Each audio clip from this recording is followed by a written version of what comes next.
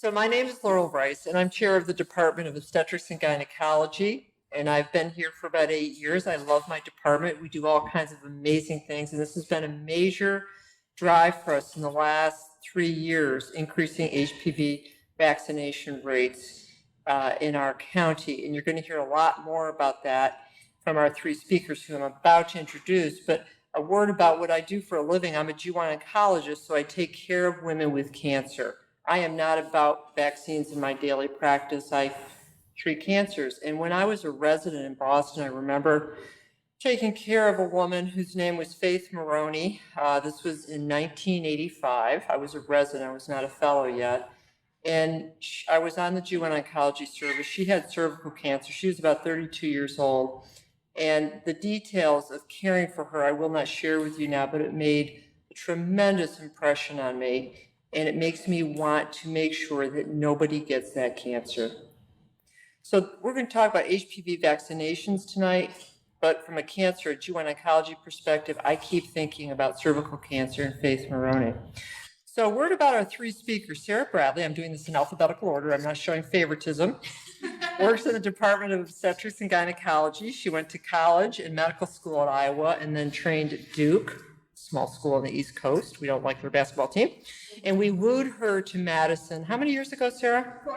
4. And boy, what an addition to the department. She's given a lot of lectures regionally regarding HPV vaccination. She has served on the UW Immunization Task Force Committee. She was co-chair of that committee when they had their big summit in June of 2014, and serves on the Wisconsin Council on Immunization Practices. Now, Lindsay Geyer, is that how you say it? Is a pediatrician here at UW, and she is a true Wisconsin kind of gal. College, medical school, pediatric residency. I love that. And she's talked in WPR regarding HPV vaccinations. She's served on the same panel for the summit as Sarah has, as a panel member of the Wisconsin Cancer Control Summit in Madison. Now, Erin Weiland, is that how you say your name? Weiland, all right, that's great. Erin is an assistant professor in the Department of Otolaryngology. I love to say that word, head and neck surgery, and he's chief at the VA hospital. Now, Erin went to college at went to college at Loyola University in Chicago and medical school at Harvard Medical School. He did his internship at Brigham and Women's Hospital and then his residency in all the Harvard hospitals for head and neck cancer and surgery. He's published extensively. He gave a talk at a GIM conference recently, HPV head and neck cancer, gave grand rounds in La Crosse on a similar topic. And we're very fortunate to have these three individuals talking to us today. They're all very knowledgeable, and I'm looking forward to their talks. Who's starting? Okay, Sarah, come on up here. Well, thanks for coming, everyone. I really appreciate all of you guys taking the time out of your evening to come and hear this. So I think all of you have heard about HPV by now and HPV vaccination. It's been all over the media for the last couple of years. These are just a couple of the headlines that I pulled out recently. I guess I'll start out just by saying that from this Cosmopolitan headline up here on the left, lube does not prevent HPV transmission, so please don't rely on your, Astroglide or KY or whatever at home. And then next, just looking at an outline of what we'll talk about tonight, we'll talk first just about HPV itself, how it causes cancer, then we'll talk about rates of infection and how it's transmitted, and then we'll move on to talking about the vaccination and how effective it is, how safe it is, and we'll look at how are we doing at vaccination rates, both here locally and then across the state and nation as well.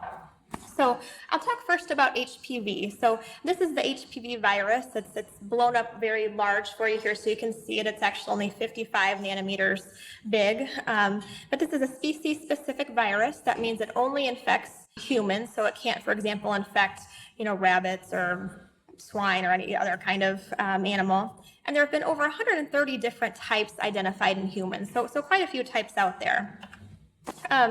It infects both skin and mucosal surfaces. So we think first about just the skin warts that people get, the plantar warts on your hands and feet. Those were some of the first issues related to HPV that we discovered. So types, for example, 1, 2, 3, 4 were some of the first types discovered. We then discovered that HPV also causes genital warts. So types 6 and 11 most commonly cause warts. And then we know that now that HPV also causes both genital cancers and oral cancers, head and neck cancers. And type 16 and 18 are really the big players there in causing those cancers. We first discovered this about cervical cancer from the work of a really brilliant German virologist who won the Nobel Prize for Medicine back in 2008. And this slide is just kind of showing a picture of how that process happens. So again, here's the HPV virus, and it's just showing how that virus infects or comes in contact with the cervical tissue.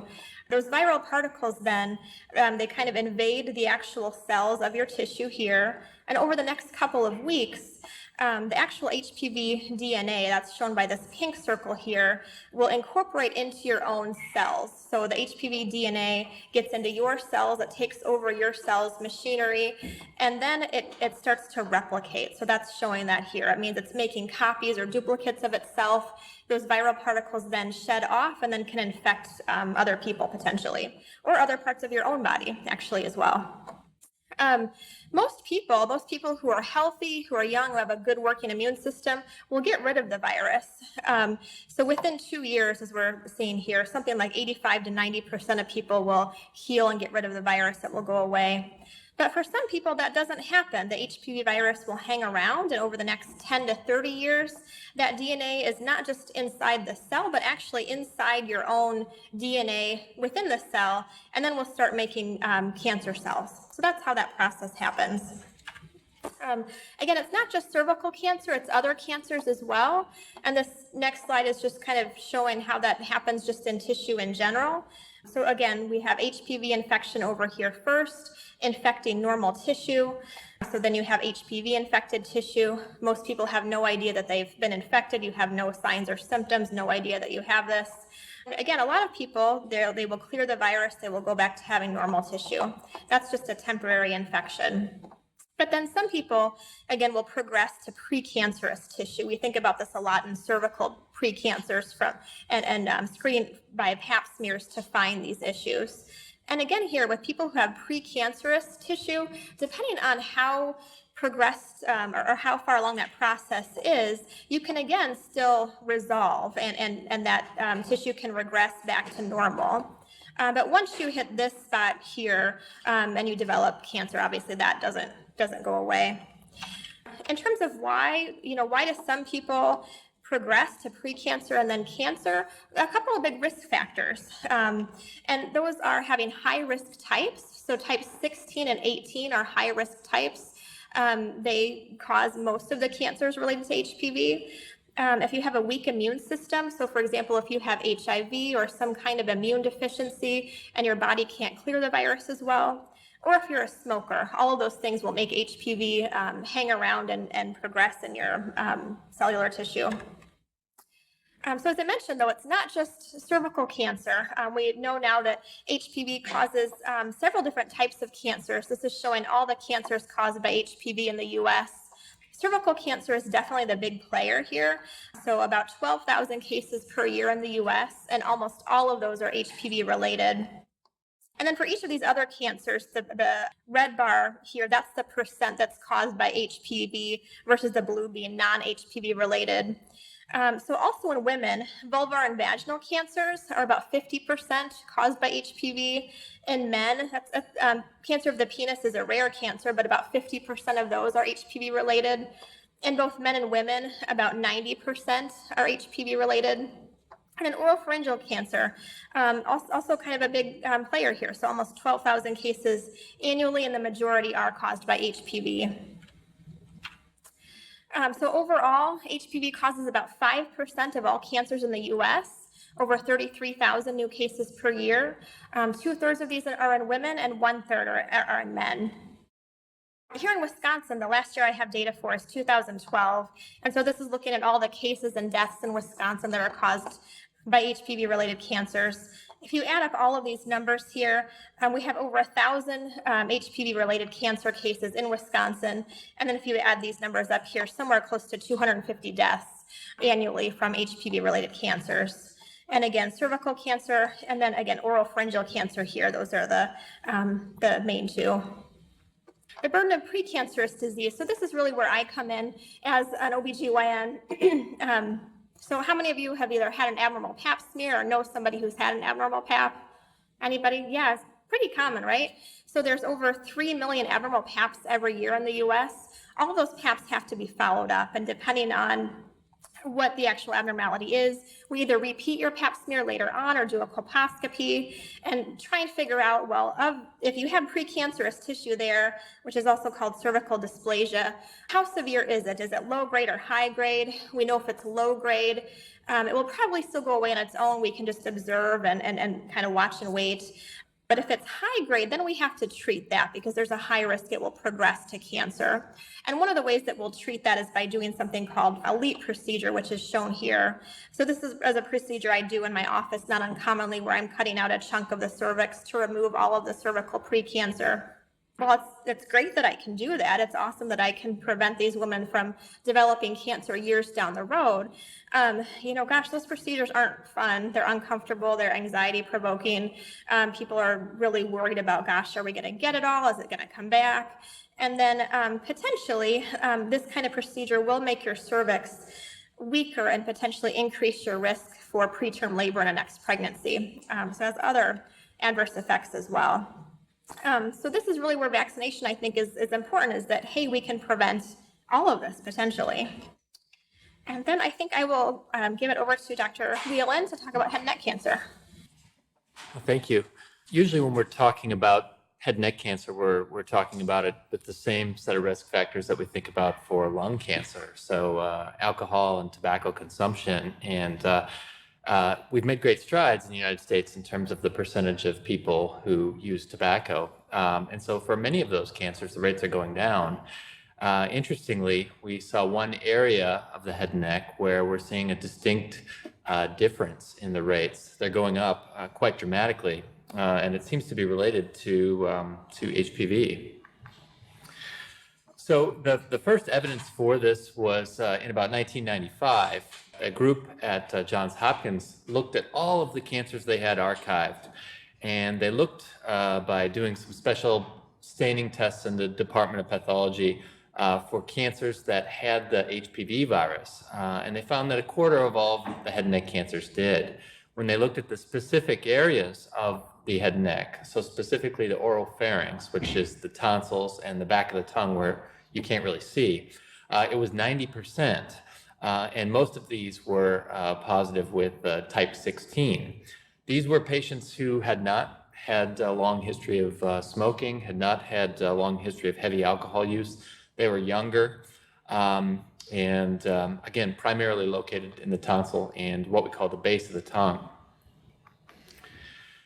So again, we see rather distinct differences in the rates. If you look at HPV-related cancers in men, the trend is going up. HPV unrelated, so cancers traditionally associated with alcohol and tobacco, are going down as people are realizing that tobacco is very harmful for the health.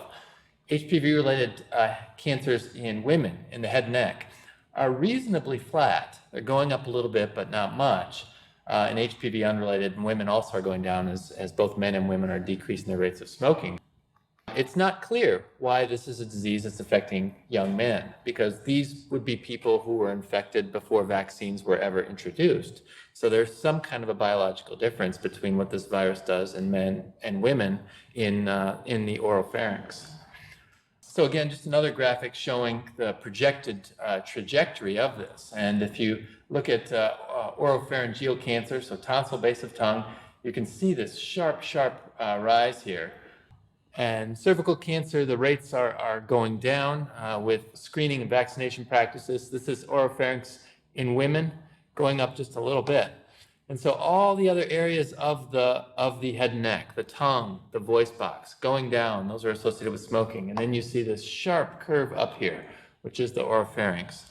So a very specific area of the head and neck, and often an area that's kind of difficult to see. So just another graphic. This was a paper that was looking at different ways of detecting it. And it doesn't matter how you look for it. The percentage of cancers of this area that are positive for the papillomavirus is now as high as 80-90% in many studies. Whereas even just 20 years ago, it was much less at 50% or so. So unfortunately, there isn't a screening test. We don't have the PAP equivalent in the head and neck. You can certainly do a swab of the throat, but it's never been shown to be of any value. So we don't have a screening practice to look for these things before they turn into cancers. And for that reason, there isn't really an equivalent of a precancerous lesion in the head and neck. It's kind of an all or nothing phenomena. Unfortunately, these patients usually then present with a neck mass, a lymph node where it's metastasized to a lymph node, because the symptoms in the throat are so vague. I mean, we all have a cold and we get that kind of weird sensation of sore throat or something stuck in your throat. That could be the same thing. Fortunately, the vast majority of the time it's not, but that could be the same thing that one would have with a head and neck cancer. And so they go on with vague-like symptoms often for quite some time. And I think the example of Michael Douglas is a good one. I mean, he certainly had other risk factors. He had a long tobacco history, but he presented to many, many doctors before he was ultimately diagnosed, well-intentioned people looking to find this, but couldn't really see anything. And I think ultimately he developed a neck mass that was discovered. Again, the throat symptoms are usually pretty vague. It's not that you're in severe pain or you suddenly can't swallow your orange juice. It's just a vague sort of discomfort or a slight change or nothing.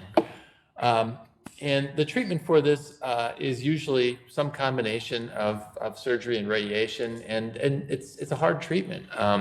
This might be what you could see looking in the mouth. This would be a tumor on the tonsil. This would be one that would be pretty easy to notice. If it's on the back of the tongue, though, very, very difficult to see. You need a mirror or a scope to look around the corner of the tongue to get any sense of what's there. And we've got Ebert here, who actually had thyroid cancer, but just to give a sense of how significant the treatments can be for these things, they can be quite disfiguring. And so prevention, an ounce of prevention is worth many surgeries of cure. So where does this occur? I mentioned it's in the tonsils and the base of the tongue. It's not in really the mouth. So often it's in the media, it's oral cavity cancer, or the oral cavity is the mouth. It's really not in the mouth, it's beyond the mouth in the back of the throat. So this is just some normal appearing tonsils that are different sizes, but this would be one location, the tonsils. And the other location is the back of the tongue. So this is the way we often look at these areas, using a little camera through the nose. So this is somebody's vocal cords here. This is the epiglottis, that little flap of tissue that moves down to protect our airway when we swallow. And it's just in front of that epiglottis where the base of the tongue is. So it's a tricky area to see without some extra equipment. And this is often the lymph node right here that gets big. It's the same lymph node that you feel in your neck when you get a cold that gets big. That's usually the lymph node that becomes involved with these cancers. In most patients, that's how they present. They've got a neck mass that doesn't hurt, that just hasn't gone away. They're not sick, and they say, what is this? And ultimately, it leads down the path to finding the HPV-related cancer. So again, this is disproportionately affecting males by a significant degree. Males clear the virus more slowly. We don't know why. 90% of people are going to have the virus cleared by 2 years, 2/3 by a year, and men just do not clear it as well. The estimation was that oropharyngeal cancer would pass cervical cancer in 2020. You saw the numbers that Sarah showed in Wisconsin. That has probably already happened. And we don't see a break in this curve because it's going to take aggressive vaccination now to cause a break in this curve 20 to 30 years from now. So we really have to be kind of forward thinking. And the majority of these, again, are caused by type 16, and the virus type 16 is included in all of the approved vaccines for males and females. So how common is the virus? Obviously, if it's causing a cancer in the head and neck, there's an infection in the head and neck. Well, there was an interesting study that was done where swabs were sent out to a large swath of the population, thousands of people. And what they found was that 7% population tested ages 14 to 69 were infected with some strain of HPV.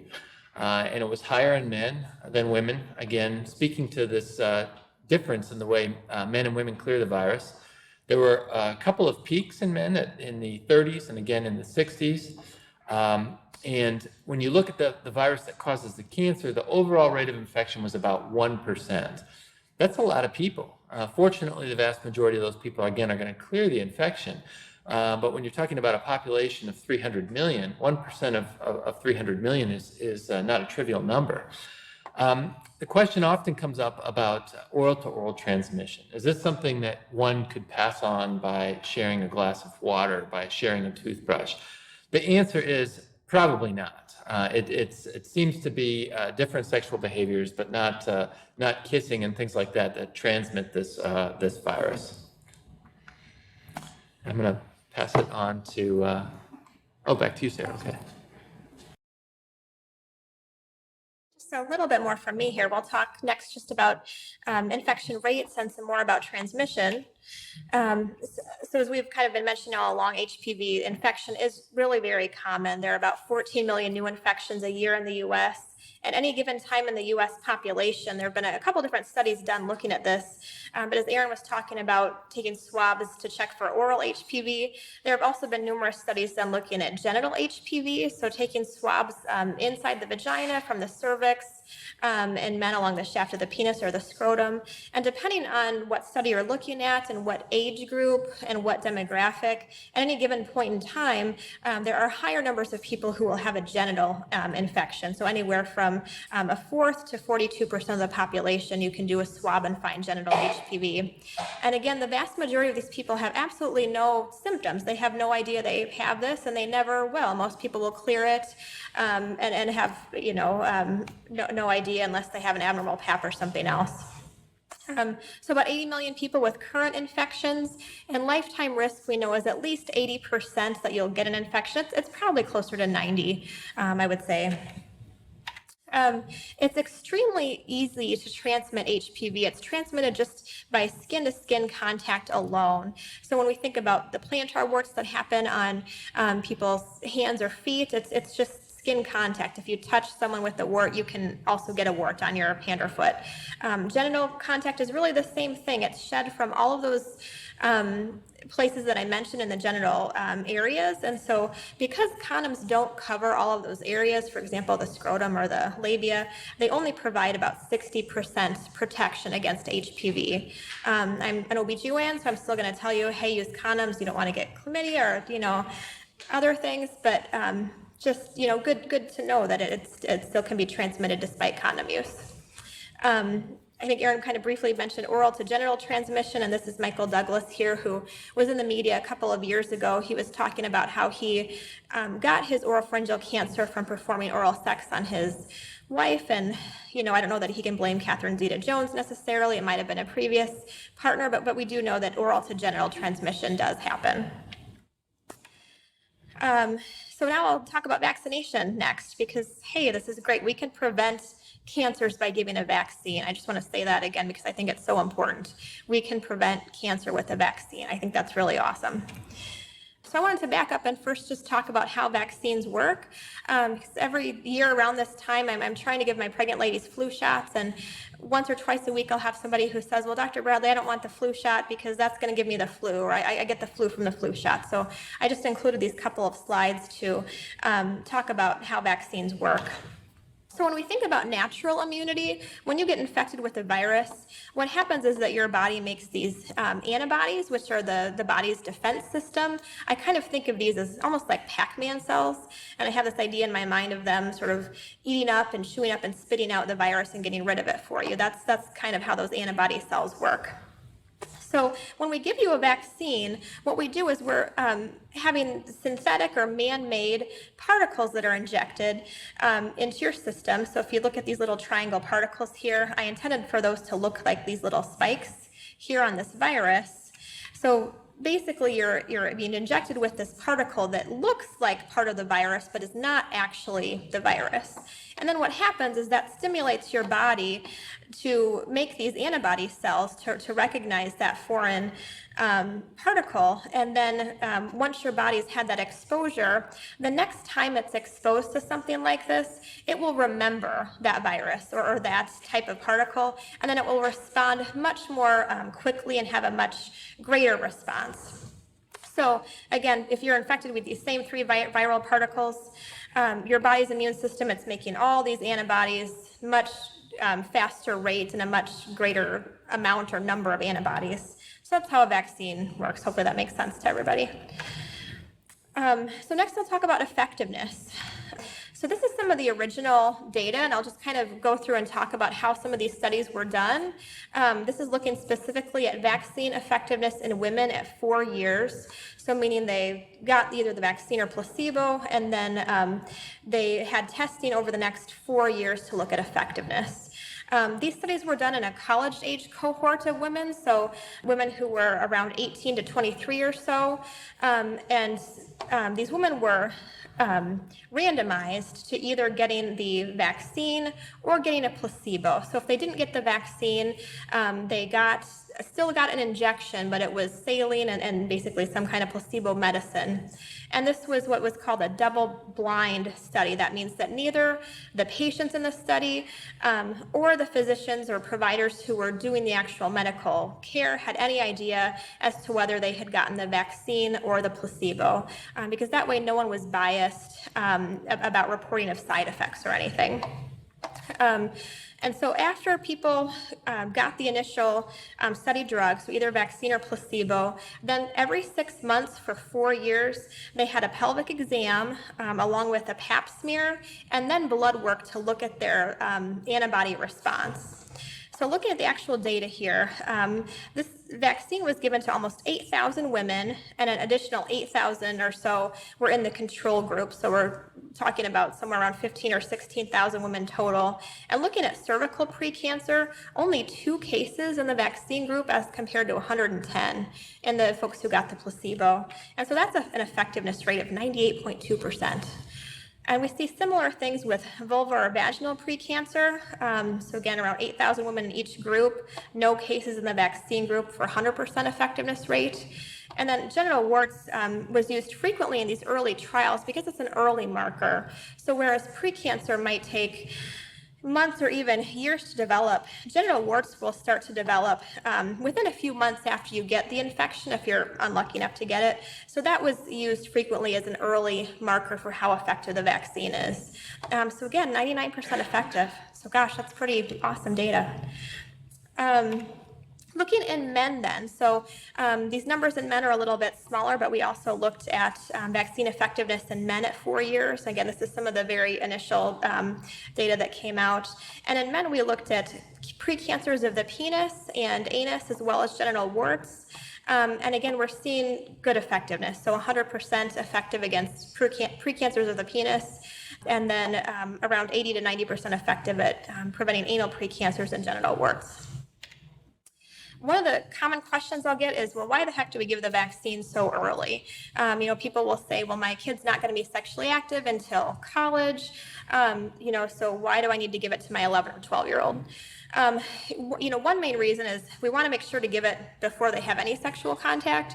We know that average age that people start having intercourse in the U.S. is around 16, so we do want to make sure we're giving it prior to that time. But also we know from the initial studies that the actual vaccine is more effective the earlier you give it, because people have a higher antibody response. So I have to back up a little bit and talk about how those studies were done in order to explain that. But they did something called antibody bridging studies. So if you remember me talking about that college age cohort and the women getting every 6 month pap smears, once we determined that was effective, we then wanted to study younger teenagers. So, teen girls 14, 15, and as early as 11 to 12. But you can't really do every 6 month pap smears on a 12-year-old. At least there's not any medical, ethics review board who's going to let you do that study for, good reasons. So what they did instead was they skipped the pap smear part and did just the antibody studies. So drew blood from those patients every 6 months to check and see, well, hey, do they have the same antibody response as that initial college-aged cohort? And what they found was really impressive. So looking at this data, this is the age at which the vaccine was given. So everywhere from age 9 was the earliest, all the way up to age 23. This was the group in what's called the efficacy program. So they had both the pap smears plus the antibody levels. And then this is the younger group who didn't get the paps, they just got the antibody levels checked.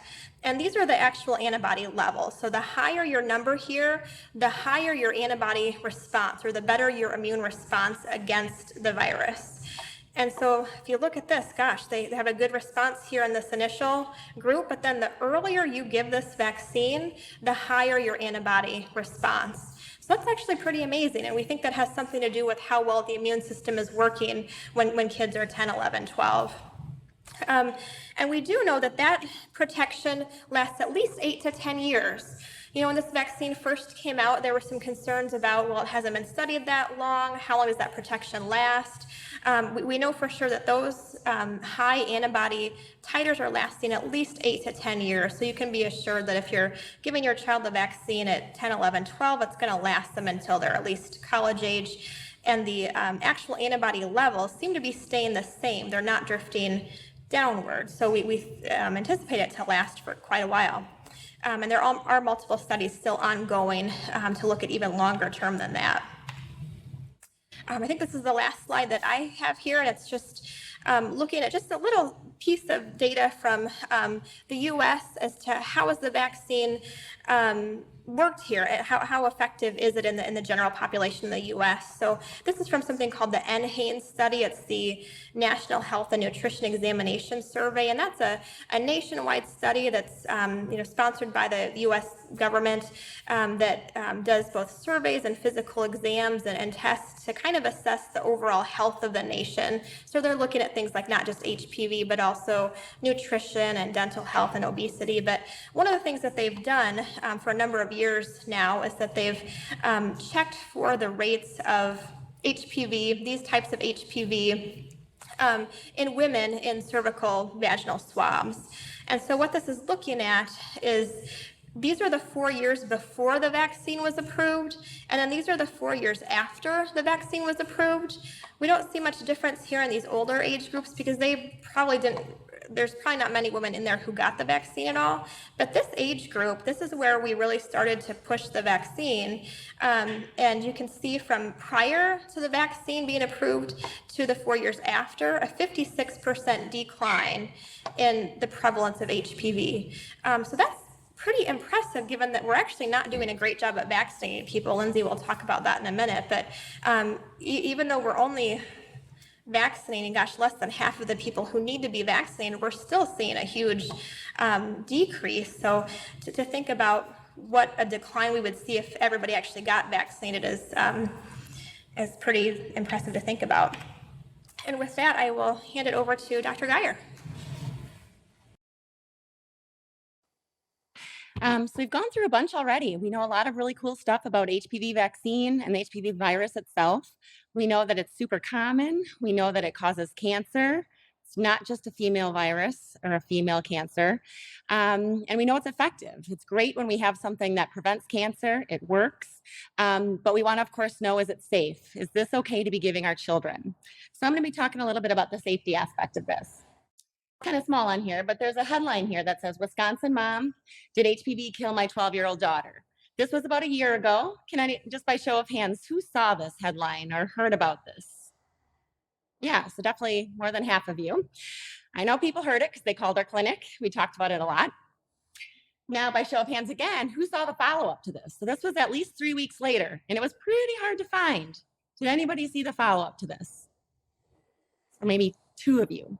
So this is an example of part of the problem we're seeing here. Media has done a great job of sensationalizing stories. People want to hear stories. People don't want to read, look at all these graphs we're showing you and talk about the science. They want to hear stories. They pull at the heartstrings. They're awful tragedies. But what gets lost then is the medical piece. So we do a lot of cleanup in our medical office, and it's time consuming, but we want to make sure that people are hearing the right information from us. Media is not the place to do that. As we talk about vaccines, they are actually the most highly regulated thing in medicine. More highly regulated than any prescription medication you take, any over-the-counter medication you take, far more than any supplement that you take. Those aren't regulated at all. So we have tons of data on this. When people say, oh, I don't think it's been around long enough, I like to tell them this. It's amazing. The vaccine approval process is actually quite intense. This is just a diagram here that talks about the steps that takes place before a vaccine has gone to market. So this first step here, the vaccine is developed, it has to be approved and manufactured. This whole process takes generally more than 10 to 15 years. So the very first piece here is everything that happens behind the scenes in a lab doesn't involve people. Several years, the vaccines are, before it's ever even given to people, extensive lab testing is done. The next step are what we call clinical trials, where it actually involves people. Now, we don't bring kids right into this. Usually they're adult volunteers. We start with this phase 1 trial. It involves a small amount of people, but the goal looks at, is this safe? Should we even bother testing this? What happens if things pass through this phase? It goes through phase 2, phase 3, and gradually we involve more and more people. By phase 3, we're talking about thousands and thousands of people that are part of the study. So this is before your pediatrician even recommends the vaccine to you. So as in the case of HPV vaccine, thousands and thousands of girls and then boys took part in these studies. The whole goal of all this, because as you can imagine, this is an enormous process. It's a very expensive process and involves a lot of people, girls coming in for every 6 months, pap smears. The whole point is it safe and is it effective? And that's really what the FDA is looking at. So the FDA will actually license the vaccine only if it's safe and effective, and do the benefits of giving it outweigh the risks. So that's that first step. And this, again, takes another 5 to 10 years. It's a very intense process. This is just an example of some of the things that we were looking at in the HPV vaccine clinical trials. This table shows adverse events that women reported within 2 weeks of receiving the vaccine. And as you see here, people reported a whole bunch of stuff: fever, nausea, common cold, dizziness, diarrhea, vomiting, body aches, headaches, toothaches got on there, nasal congestion, difficulty sleeping. So all the symptoms here that people reported are on the left. The middle column, those are the people who actually got the vaccine. And again, over 5,000 people in this initial study. And then placebo, those are the people that did not receive the vaccine, but they got a saline injection. They don't know which one they got. They reported symptoms, and it's fascinating. The numbers are exactly the same. The next thing, whenever we're giving it an immunization, that mounts, or you're looking for an antibody response, involves the immune system. So it's common practice to actually look at autoimmune disorders as part of a vaccine clinical trial. By giving a vaccine, are we inducing autoimmune disease into our population? The conditions, all autoimmune related, are listed on the left. And again, in the middle column, those are people who got the vaccine. On the right, those are people who got the placebo.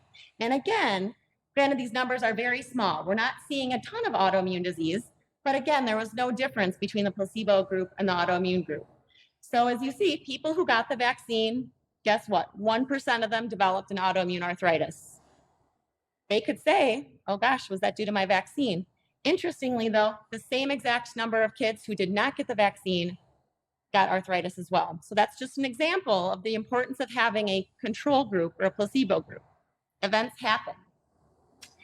So after that whole process takes place, many, many years go by, then what happens is before it comes into your doctor's office, we have to approve it.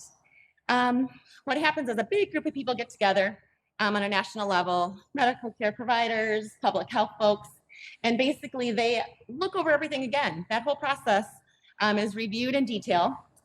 If this big group called the ACIP recommends it, goes back to the CDC, they have to reapprove it. So new vaccine, if everybody approves, this is a good thing, then it becomes part of our US immunization schedule. And that's when it comes to your doctor's office as a recommendation, usually by me or other pediatricians. So that's not all though. So now we have this vaccine, it's been very well studied. By the time it's licensed, it's really not new anymore. It's new to you as a parent or a provider. but it's not new in the research world. So this last step here is ongoing. So since 2006 for the HPV vaccine, we are constantly watching for any adverse outcomes. And there are many groups that do this. There's actually 3 in the United States. So there's not just one group looking at adverse events. There are 3 distinct groups, all made up of different people, both academic centers, private healthcare plans, and the CDC and the FDA, that are looking for any adverse events. Now, if they see any pattern whatsoever, there's huge red flags and things get studied in more depth. I'm going to talk just a little bit more about this top one here called VAERS, or the Vaccine Adverse Event Reporting System.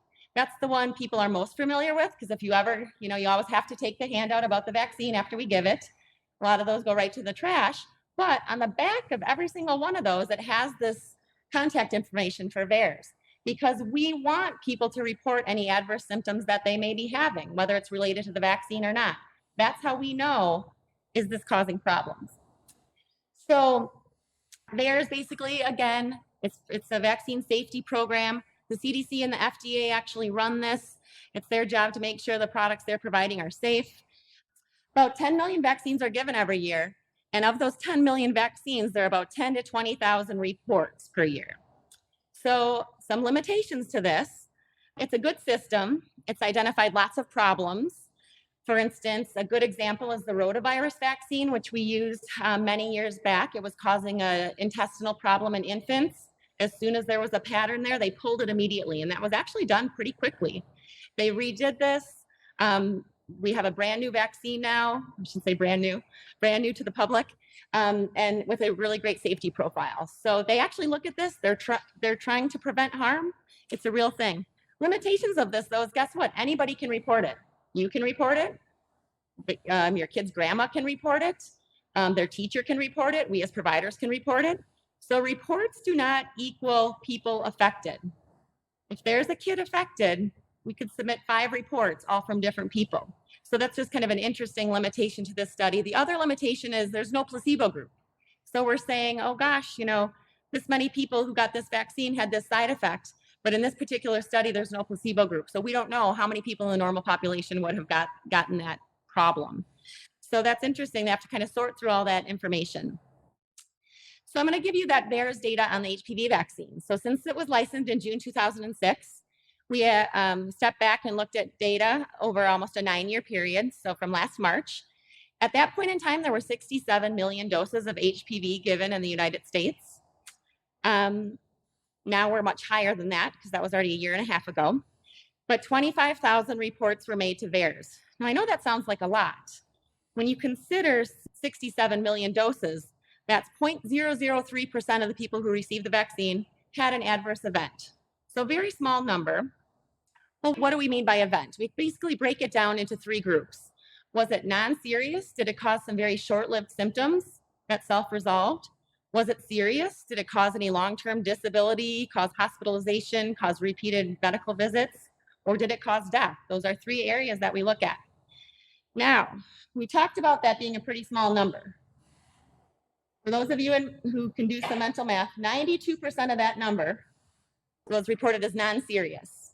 So non-serious, kids had some dizziness in the office. They were a little nauseous afterwards. They had headache. Maybe they got a fever. Some of them had fainting. All things that we saw in the clinical trial. So there was no surprise here that 92% of this small group of people did report some adverse events. Interestingly, when we look at serious events, people that either got admitted to the hospital or have had kind of long-term problems, 8% of those events, again, out of this small number, 8% were considered serious. And interestingly, the serious events are not death. They're not autoimmune disease. They're not big medical problems. It's some nausea and vomiting that maybe landed them in the hospital for some IV fluids. It's maybe some prolonged fever, headaches. So that's 8% of the reports were these serious events. The death one always comes up. Of course, we don't want to be giving anything that could, of course, cause anything like that.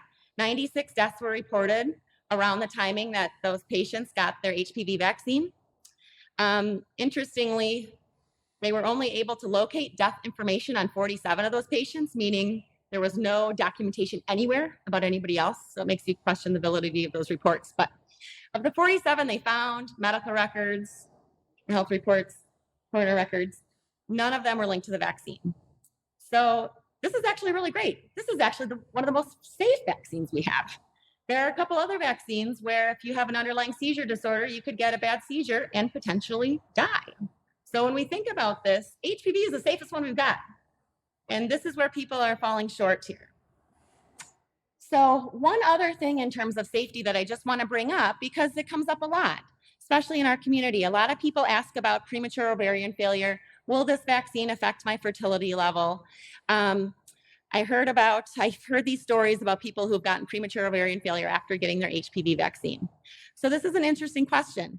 And it's of course been very widely looked at because guess what? Of these 67 million doses given, 9 people have reported premature ovarian failure. So 9 of the 67 million. But that was enough to really look into this. And there has been no pattern, no exposure, nothing that links HPV vaccination to this, which is interesting because if you were to read the media, it paints a very different picture. So that's just something I want people to know, that this vaccine has nothing to do with that. It's a complex medical disorder that's usually a combination of genetic and environmental and related to autoimmunity, potentially triggered by certain severe viral infections. HPV vaccine does not cause fertility problems. So that brings us to, we know that it's safe, we know that it's effective. Why on earth aren't people getting it? We should be shouting from the rooftops that we have a vaccine that prevents cancer, and not just a small number of cancers. 5% of cancer we see in the United States. We put a ton of money into cancer treatment. We're not doing as much with cancer prevention, and this is a huge and easy one. So how many kids really aren't getting it? Is it really all that bad? We're going to check that out. So this is US rates. So these are female adolescents. 35% of US female adolescents are getting all 3 doses. It's not bad. We've actually already seen some decline in HPV-related disease, so it's doing something. This is one vaccine where we see the opposite of what we usually do. You're more likely to get vaccinated if you're a minority. Hispanic population is most likely to get vaccinated. And if you're below the poverty level, you're more likely to get the vaccine. So food for thought. This is the Wisconsin data. I just want to share with you here that between 2010 and 2013, Wisconsin data, we're not doing really any better. We're still at about 35%, just like the rest of the United States. We've done a little bit better with men. So we were essentially going from 0 to about 10% of boys have received all 3 doses. Interesting thing is, it's not that we're missing these kids. It's not that they're not coming into clinic. We're seeing them. They're getting their other vaccines. They're getting Tdap, tetanus, pertussis, which is whooping cough. 90% of kids are getting that. 80% of kids are getting their meningitis vaccine. So it's not that we're not seeing them. That means they're coming into our office, they're getting vaccines, and leaving without the HPV vaccine. We have done a huge disservice to our patients. So we thought we'd look into this at UW Health. We are an academic institution. We practice evidence-based medicine. We're progressive. We have to be doing a little bit better, right? Not what we found. We're at about 40% among the UW Health clinics. So there are some that were actually doing okay when we first started looking at this last spring, but some down in the 13, 16%. So we recognize that we had a lot of work to do. So that's where Sarah and Aaron and myself come in. We've got this big immunization task force, and our goal is to provide education. And we'll talk about a couple barriers just briefly, but we've got work to do here. This is my favorite slide of all because it shows where do we rank? How are we doing compared to other places? So there's a country here that's close to 100% immunization rates. Rwanda, country this big in the middle of Africa. They are about 100%, very close to 100% for immunizing all of their females against HPV virus. Now, the message there is simple. It prevents cancer. They're not focused on the things we're worried about here. They're focused on the cancer message. Because guess what? Cervical cancer is the leading cancer in females in Rwanda. So their message, they're doing it right. That was fascinating when I saw that. Now, a country that maybe we're a little bit more similar to, Australia. Let's look at them. They're at about 80%. So about 80% of Australian females, teenagers, are immunized against this. And actually, they're doing pretty great with our guys too. Their boys, about 70% of them are immunized. They have seen tremendous decreases in HPV-related disease already. It's a little bit early yet because remember that cancer takes about 10 to 20 years to form, but we're seeing a tremendous decrease in HPV-related disease. So as we look here, and these are only a few of the countries, as we look here, our poor vaccination rates, this is a United States problem. We're the only ones who are saying no. So over 2 million doses given worldwide, 67 million doses here. We're just not immunizing our kids. So our task force kind of started to look at this. We were trying to decide what is the problem here. Now, there have been lots of studies on why this is the case. It really comes down to education. People are not hearing the right things. People think that that the message should be surrounding sexual activity. People are really worried about the moral aspect of it, potentially giving a sexually transmitted disease vaccine. Is it going to induce sexual activity at an earlier age? Why are we giving it to these young children? So it really comes down to education. We found that when we went out to our groups, a lot of the providers didn't know this information. Now, medical information changes rapidly. If you look at where we started in 2006 to where we are today, we know so much more. It's a problem among girls and guys, different types of cancer. We found that when we went out to educate our providers that this was new information to them. We had eyes looking at us like this. They couldn't wait to go tell their patients. And I can't tell you how many parents have been so appreciative of a conversation. No one's told me this before. I had no idea. I always thought we gave it to boys to protect the girls, so on and so forth. So it really comes down to lack of both parent-provider education, parent hesitation, and then, of course, that media role that I talked about, sensationalism. So basically, current recommendations. We recommend right now that we vaccinate between ages 11 and 12. Now, this may be changing. You saw those immune studies that Sarah pointed out. The highest antibody rate is 9 and 10. Since the vaccine is approved, a lot of us are giving it at 9. But that big, huge U.S. Immunization task force is still recommending 11 to 12 in both boys and girls. So I always tell people I've got children. My son's going to be 9 in March. He's a boy. He's going to get his HPV vaccine. He's going to get it at 9. Sex won't even be on the table. This is the cancer prevention. Thank you for coming tonight.